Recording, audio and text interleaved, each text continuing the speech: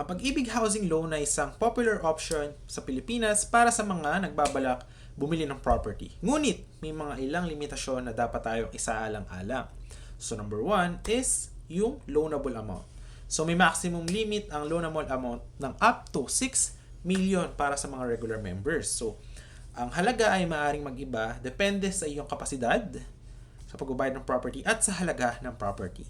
So, number 2 is yung ating property requirements. So, ang property na nais mong bilhin ay dapat pasok sa pamantayan ng pag-ibig. So, tulad ng pagiging residential property at pagkakaroon ng tamang dokumentasyon at legal na mga papeles. Number 3 is income and creditworthiness. No?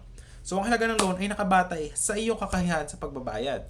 So, ito ay mayroong tinatawag na credit standing. So, kailangan mong maipakita na mayroon kang stable na kita at magandang credit history.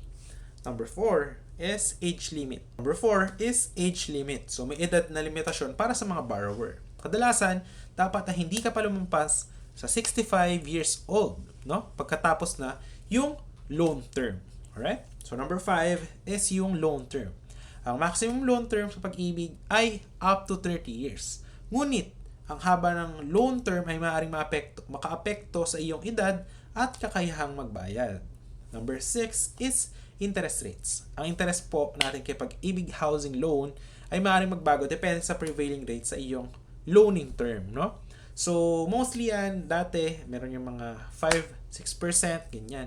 So, depende po by the time that you actually have been approved on the Pag-ibig Housing, no?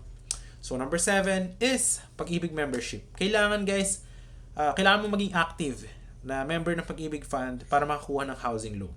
So, ang minimum na contribution ay kailangan ding maayos na maipapadala, no?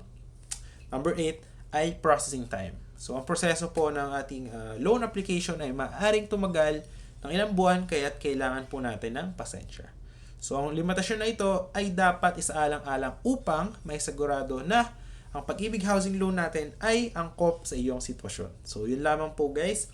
I hope nakatulong ako para sa mga naghahanap dyan or nagbabalak na mag-Pag-ibig financing sa tinatarget nila ng mga housing lot or property.